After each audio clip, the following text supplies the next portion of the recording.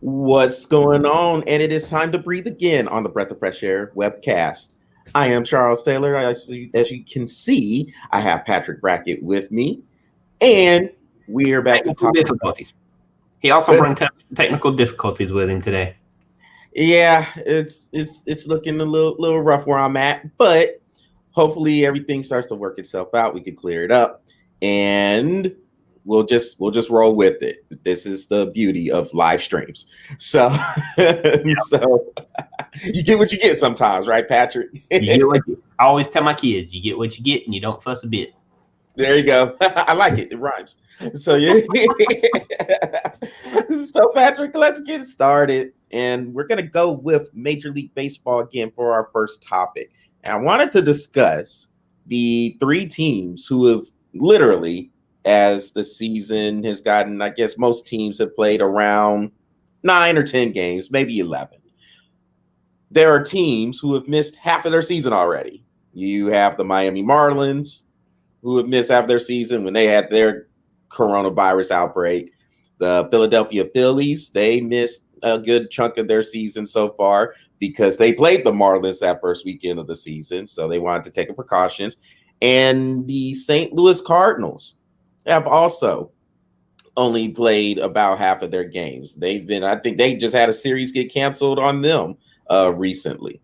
Mm-hmm. So I guess the question is, with these teams who have missed half of their season already, what are they going to do, or what do you think Major League Baseball should do in terms of their season prospects? Simply because what if it comes down to a tiebreaker or something? They're going through and they're trying to play, but they've already played 6 less games.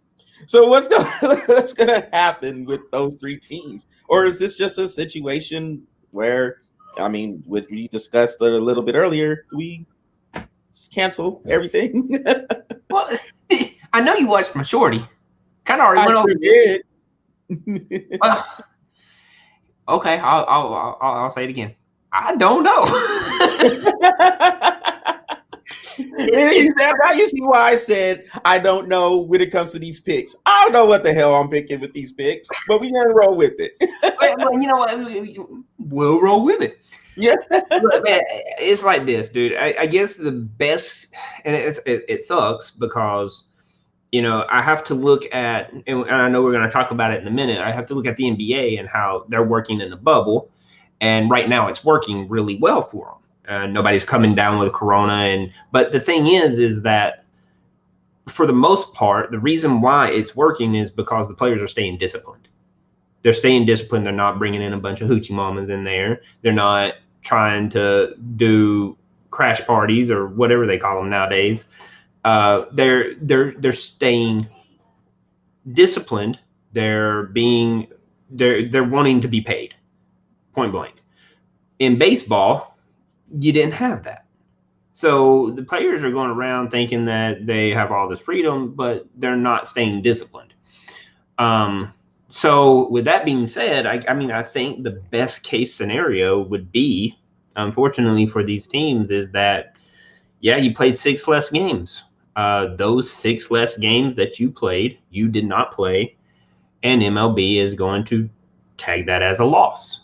Now, with, you know, those games happen to be like St. Louis versus Philadelphia, I have no clue.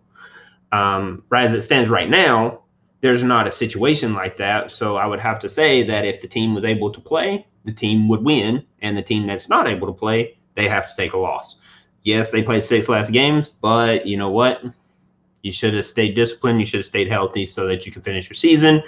MLB should just tag them with a loss, and if you have 6 more losses, kind of like they are forfeiting. They're forfeiting the game because you could not stay disciplined. That to me is on the organization to stay healthy. Yeah, and the commissioner, Rob Manfred, I guess he came out and said, I remember you said this on your shorty when he was talking about making sure the season still goes on, but they may cancel it if the teams don't stay disciplined. Yeah. Look, if you're Rob Manfred, first of all, I think he should just shut up. Like, just stop talking. You know, Hey, man, preach it, brother. Preach it. Preach it. God, if anybody in this world should stay shut up, it should be that man. Yes, I agree. Because you come through and you make this statement talking about, well, man, I don't know what the season's going to be like. And now all of a sudden you're saying, well, we're going to play it. We're going to go ahead, going to be better about it. Now, personally, I think that's the statement that you should have. You're going to go ahead and you're going to play it because you're at the point of no return now, honestly. And I've been saying, and I know you kind of agree, I've been saying all the time, if you're going to go through with this season, you got to follow through with it. Whatever happens with the teams, it's what happens with the teams, and you just have to make the adjustments to it. So if this is the route Major League Baseball is going to go, where they decide, or maybe they decide that those other teams just forfeit those 6 games, and you just do what you do, then that's part of that adjustment that they made. And I can respect that if that's how they're going to go about it.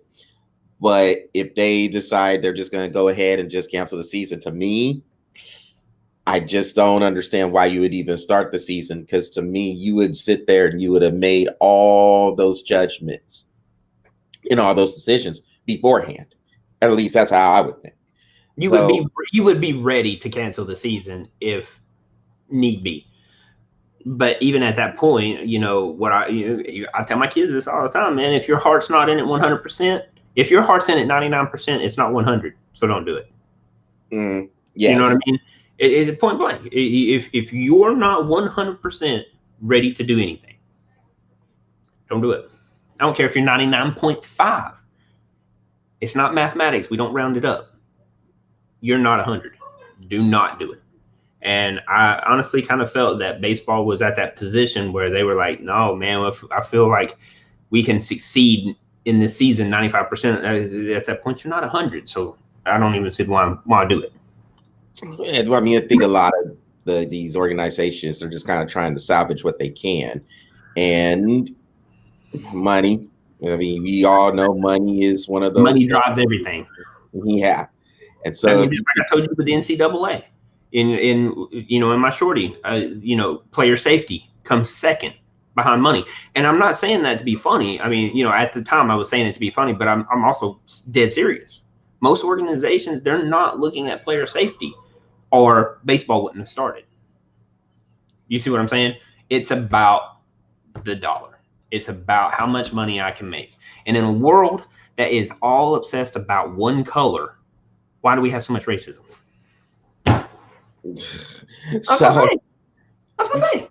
So I mean, I think, yeah, I think with these leagues, especially with Major League Baseball, they had an opportunity to really set the standard on how to combat, but they couldn't get out of their own way in time.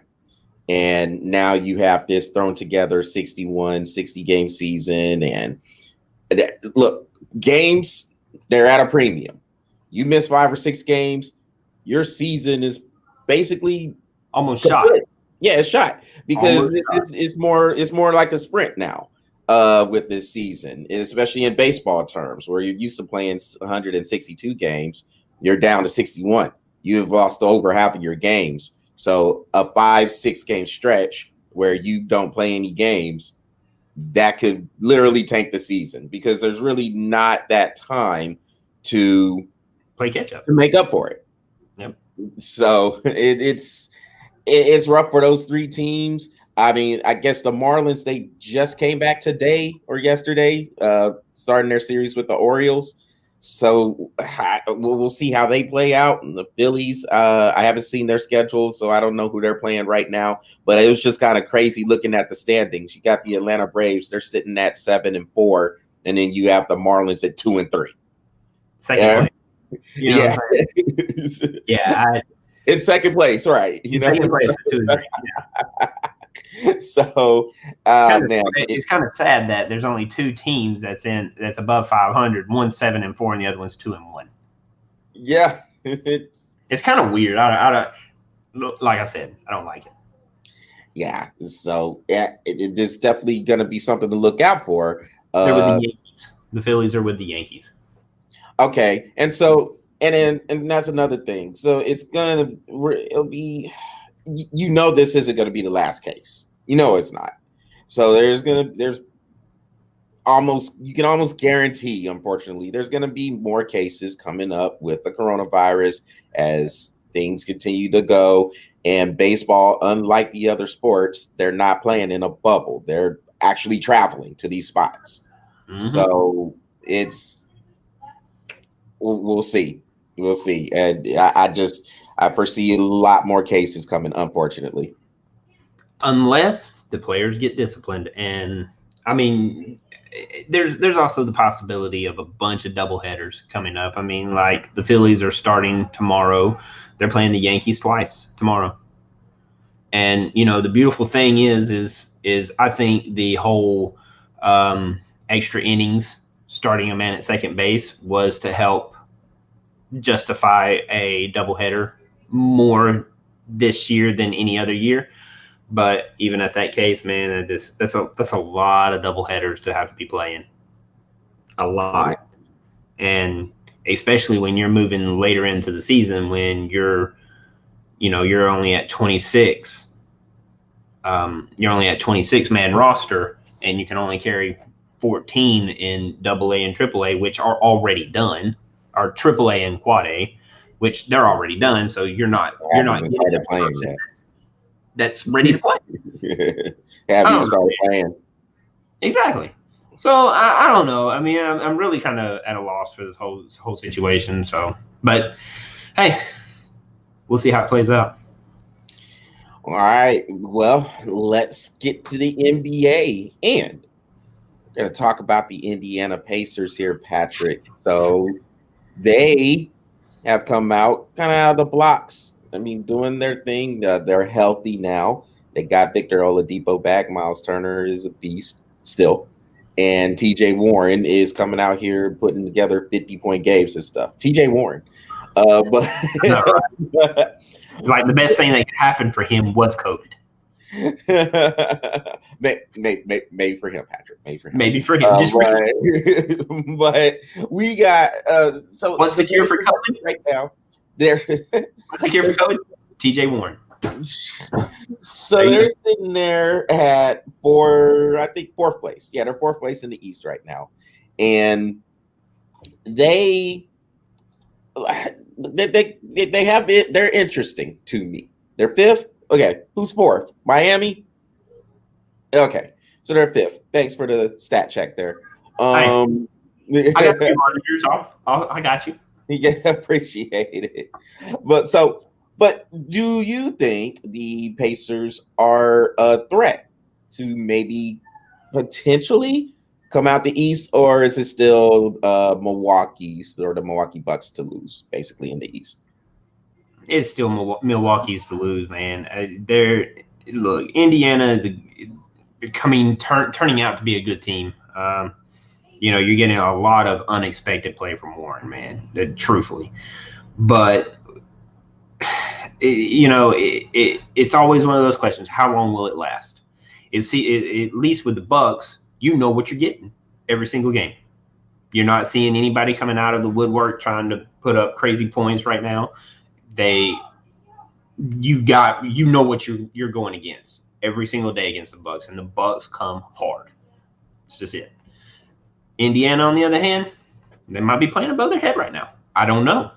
They might be playing the way they're supposed to be playing. Or you just don't know. I don't know. But I don't think that they are going to be NBA Finals. Obviously they'll make the playoffs because they are already slotted for a playoff spot. Whether that's 4th, 5th, 6th, 7th, or whatever, I don't think they'll go higher than 4th. But who knows? I personally feel they're playing a little over their head. Like I said, unexpected play from Warren. you're not really expecting that, and they're just, to me, I just don't think they can beat the Bucks. The Bucks are going to be the ones that represent the East. Yeah, I think so. Indiana, to me, they've always been kind of interesting, especially from, I say, even 3 seasons ago, when they probably should have beat the Cleveland Cavaliers. This is when LeBron James was with them. Probably should have beat them in that first round series, but LeBron, he kind of took over at the end there. Indiana had their chances. I mean, they were leading that series 2-1, and they just couldn't finish the deal. Now, that carried on onto last season, and when they started getting hit with the injury bug, losing Victor Oladipo to that, and like knees, quad injury, whichever one he had, they took him out. When they started getting hit with that injury bug, I remember they were 3rd in the East at the time when they started getting hit with those rashes of injuries. We didn't know at that time, we didn't know how good Milwaukee was going to be, even though they were coming out there. They were playing hard. They were the number 1 seed, but we didn't know. We didn't know how good they were at that time. Toronto, you knew Toronto was good with Kawhi Leonard on the squad, but we didn't know their prospects quite yet. We kind of thought they would be right there in the Eastern Conference. Yeah, but we didn't know how good they were going to be. And then Philly's Philly. Philly sucks to me. And so, but everybody wants to talk about Philly like they're so good. Philly's garbage to me. They haven't shown me anything to say they should be a top contender in the East. But this isn't about Philly, so my bad. I digress. It's Philly. Back to the Pacers. Because this season has been so crazy in terms of the stoppage of play and them playing in this neutral environment, because you mentioned them playing in the bubble. I'm going to say, Patrick, I think Indiana has as good of a chance as anybody. Now, do I think they will be coming out of the East? I do not. I agree with you. I still think if I had to pick, Milwaukee is the best team in the East.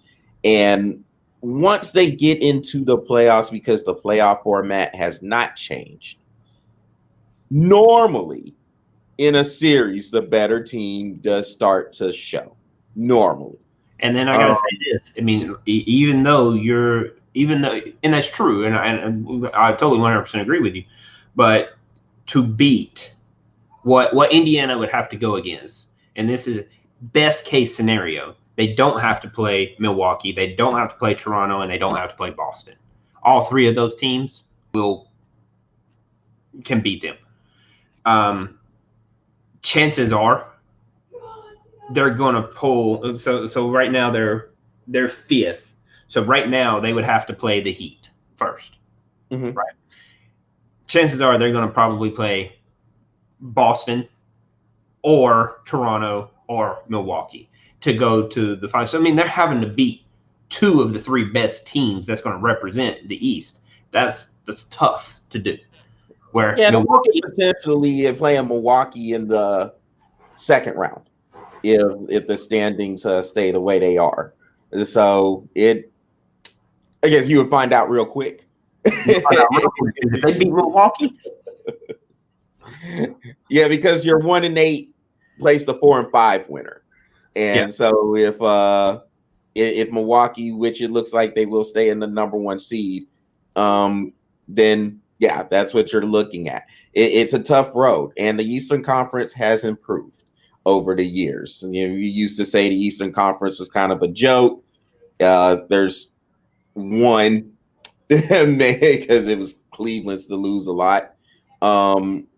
But now it's a little bit deeper in the East. So, I mean, I think it's a little bit more up for grabs, although Milwaukee has kind of asserted themselves. I don't think Milwaukee is unbeatable, but they're strong. They're very strong. I mean, they have, you know, what Giannis is doing, and from all indications, to me anyway, he will get another MVP award when everything is all said and done for the regular season. playoffs because I think that's the main thing for me, Patrick. There's no home court advantage in the NBA. You have one court, or you're playing in one spot. One team. Yeah. And right now they're sitting in the 8th spot. Yeah. So you're talking about the Orlando Magic, obviously, and the thing is, they're even for the teams that are up there amongst the top, there is no home court advantage. So you're playing basically summer league ball, maybe AAU ball, whatever you want to call the league, basically on one court. So I know what it is. So because there's no home court advantage, that's why I think this bad boy is so much more up for grabs than it has been in previous years, because you don't have to worry about going up to Toronto to play in front of that crazy crowd in up north of the border, and then having to deal with the people outside in Jurassic Park. You don't have to worry about going out to the Bay Area and playing in front of that crazy crowd out in Oakland. Well, San Francisco now. Not Oakland anymore. Yeah, but that's a big deal, I think, and a lot of teams, or especially in the NBA, maybe not so much in baseball or in hockey, but in the NBA, your home courts can make a huge difference, and it's Ask J.R. Smith. Yeah. And so when you cannot get enough of himself some LeBron, I'm telling you. Yeah. That's LeBron goes, boy. He is That's right. Another topic for another day, Patrick. We're not talking about LeBron. Stop. You know how it is. I was fixing to go on J.R. Smith, but you brought up LeBron too. Well, no, but J.R. Smith can't go without smelling that fart, dude. I'm LeBron first. J.R.'s right. Hey, LeBron. Of course you did. So, but with Indiana, another topic for another day. So with Indiana, I do think they have a legit shot if they continue to play the way they have been playing coming out. Get into the playoffs. Like you said, it looks like they have a season or a series set up with Miami. That is anybody's series. I think those are two good teams. I can see that series right away going 7 games. Right away. I think those teams are very evenly matched. They're very evenly matched. I wouldn't put that anything less than 6. Yeah. So yeah, Patrick, I think Indiana does have a shot. Yes, Milwaukee, I still think is the favorite. But I think Indiana has a shot when you look at all the crazy dynamics that are going on with this season and life in general. Mm-hmm. I mean, they have a great chance getting past the first round. That's all I will say. I don't see it. I mean, it's tough. It's tough. Yeah, because they're going to get Milwaukee and then they're going to get Toronto. It's a tough road. I mean, don't get me wrong. They're a heavy favor. I will say this: they could be a heavy favor to win the first round. Past that, they might as well just go ahead and pack their bags and go home after game 4 of the second round. You think they're getting swept? All right. So, all right, Patrick, let's talk about our final topic for today. And this is the independents in college football. So you pointed out also in the shorty, like with a lot of conferences, or at least the major conferences, or excuse me, the Power 5 conferences. We know the Big Ten has went to a conference-only schedule. We know the Pac-12 has went to a conference-only schedule. I think the Big 12 announced today they're going to a 10+1, something like that. Some stuff, something crazy. Yeah, I didn't really understand it. The only way I only got to read a little bit of it, but I think it was like a 10+1 out of conference game, something like that. But everything else is in conference. So yeah, it's the independent teams. So sounds crazy. It really does. But this is the changing aspects of what's going on with college football And that's because well play. yeah, and they're trying to make it where it seems like they're just trying to push things off as far as they can, as far as possible, before they just have to just straight out make a decision. It is early August now. The season is supposed to begin Labor Day weekend. The time for pushing stuff off, man. Yeah, you just gotta start making some concrete decisions here. And by going, so what you do with the by going to a conference only schedule is a lot of times those first 2-3 weeks of the season are non-conference games. So by saying you're going to go to a conference only schedule, you're just trying to push off, like we were talking about earlier, you're trying to push off the time to make the major decision of are we going to play or not. And that's the thing it seems like everybody's trying to avoid. But with that said, with these teams going or with these conferences going to a conference only schedule, your independents are taking a huge hit. Notre Dame, huge hit. BYU, well, not necessarily. Huge hit. ACC's letting Notre Dame play. So the ACC is going to let Notre Dame play. So they have to play like 9 games in the ACC. So then my question is, are they going to be a member of the ACC, or do they still get to keep that contract for this year? Yeah. See, okay. This is where I would have been like, no. See, that's what I'm talking about. My conference for 1 year, you be in my conference for the rest of the time. You don't get to pick and choose when you want to. I think the ACC, yeah, they're a bunch of cowards for that.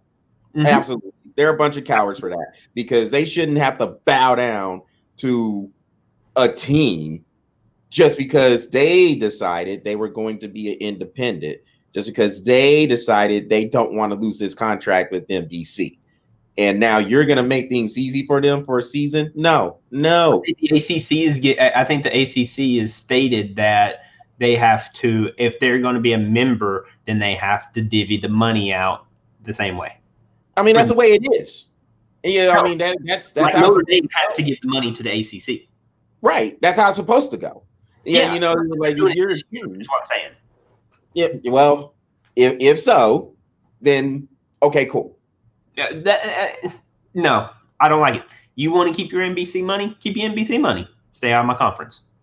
No, but if they're going to give, because that's what you said. Let me make sure that I understood you right. They're going to give that money to the ACC, right, or throughout those teams. Well, the way it should have been if Notre Dame was going to be in the ACC. Now, this is just here. I haven't said nothing has been told to me that was set in stone that was what they wanted to do, that they were going to do. They're saying that it should be this way. And a lot of people are like, from articles that I read, is that this is where Notre Dame is heading, is to so that they can play this season.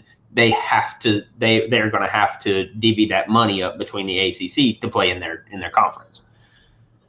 Okay, but I don't know if it's true. That's the problem. I'm not like ESPN, and I have my sources.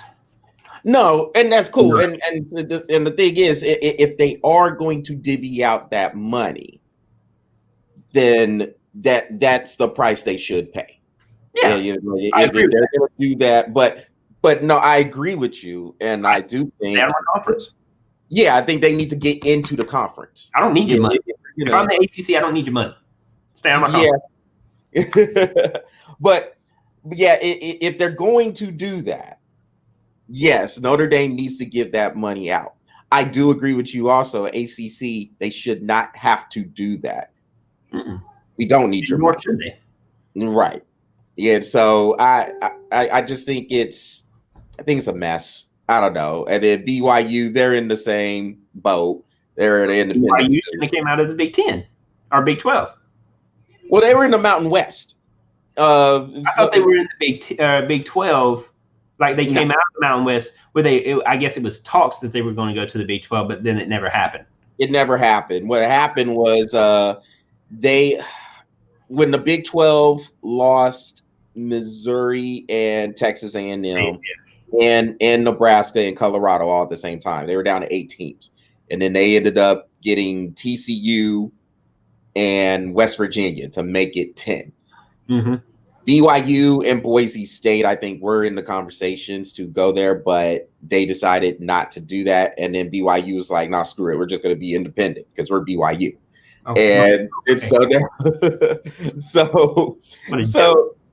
so it is now a mess. It's a mess for the independents because you have to make these adjustments to their schedules.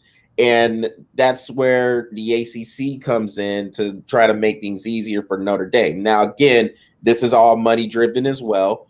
If you're able to get the Notre Dame revenue coming in to your games, especially if they're on the road, if they go on the road and go to a Wake Forest, there's so much more revenue that comes with the name Notre Dame. Now, personally, I don't know why Notre Dame has so much prestige, seeing how they really haven't been good since the 80s. That's just me. As another subject, they haven't won a championship. Conversation for another day. Yes, that seems to be the theme of the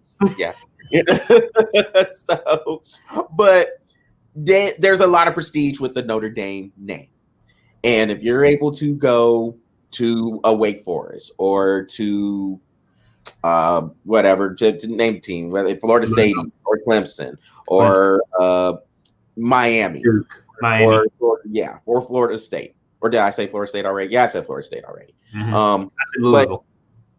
Or Louisville, exactly. And so if you're able to go to these spots and play, you're bringing in a lot of revenue TV-wise. Because that's what it's going to have to be, especially nowadays, because you don't have any fans in the stadiums. But if you're and I was just fixing to say, in the past, Notre Dame's fans travel really well, so you would get a lot of revenue from that. But even at this point, you're not going to get that revenue. So it's going to be mostly TV and internet. Yeah, streaming. Yes, exactly. Streaming's going to be huge for the NFL, for college football, especially down here in the South, man.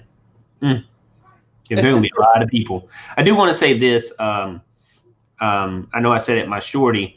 ACC and SEC, y'all need to just play the one game.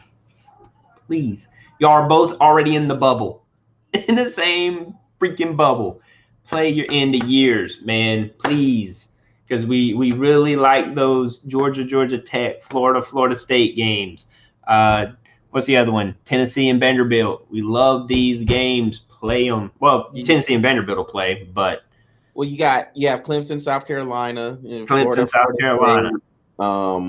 You have Georgia Tech, as you mentioned, Kentucky and Louisville. Kentucky. Please, those back and forth games. Play these games. You're already in the bubble. Just play them. I mean, Patrick, it doesn't look good for college football at all. And again, I don't see how you're going to play games when you're not even letting students come to schools.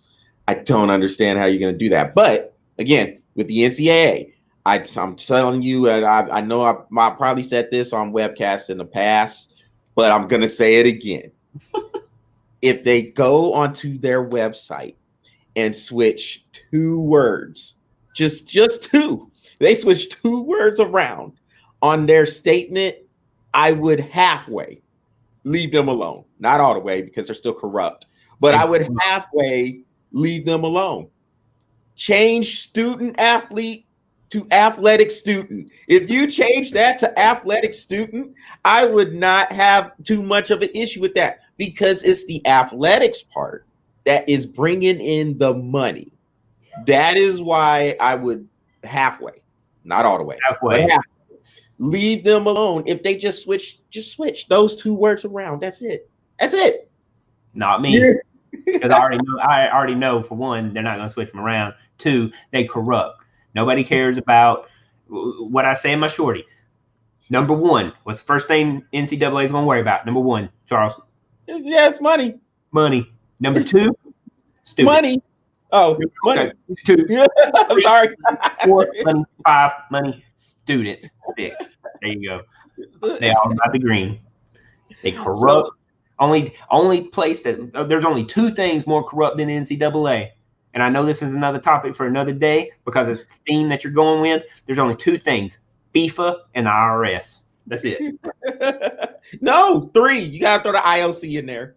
Oh yeah. 3 things more corrupt than NCAA: the IOC, FIFA, IRS. Not necessarily in that order because they can change day to day.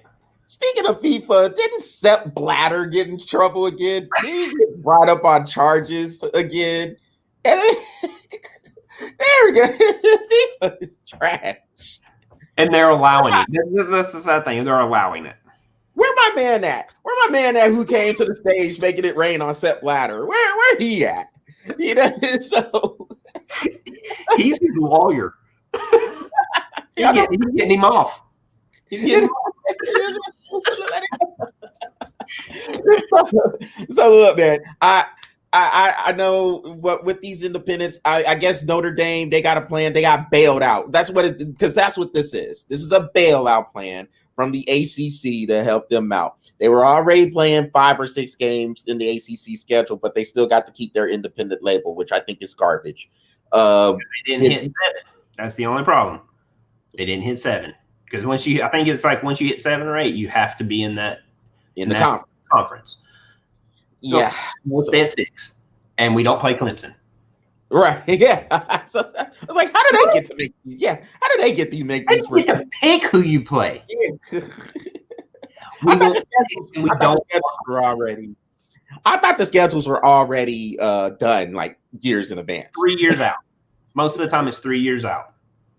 And they said, and I guarantee you, they said, we do not want to be in your conference, and we don't want to play Clemson.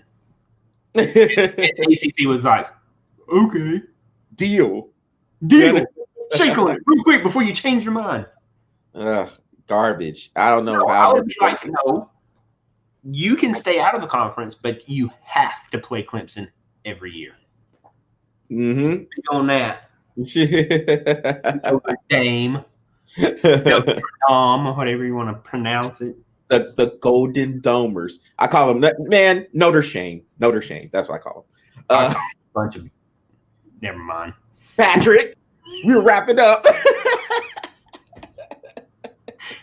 we're really gotta do that. The 3 teams I cannot stand the most: Notre Dame, Ohio State, and University of Spoiled Children. Yeah. Oh boy, as he represents Georgia, I love it. Go Dogs! Hey, look, I already told you, man. Georgia's like my second favorite state. Because all the cool people come from Georgia. A lot of the like 3 or 4 of my best friends come from Georgia. So yeah, yes. So we'll represent for the Peach State. So, well, with that, Patrick, we're gonna wrap up this webcast. So for everybody, make sure you go to the Breath of Fresh Air YouTube channel and smash that subscribe button right down below, and to the right or to the left, whichever one. I mean, the camera. It just depends on how I'm facing it. It's hard to do the mirror, man. You're like, I mean, you're sitting here looking at it, going, yeah. So yeah, I'm like, I don't know how. Yeah, make sure you smash. Yeah, somewhere. Make sure you smash that. Yeah. Just leave a comment. Right? We'll just leave it at that. Also, continue to keep the likes coming on the Breath of Fresh Air Facebook page as well.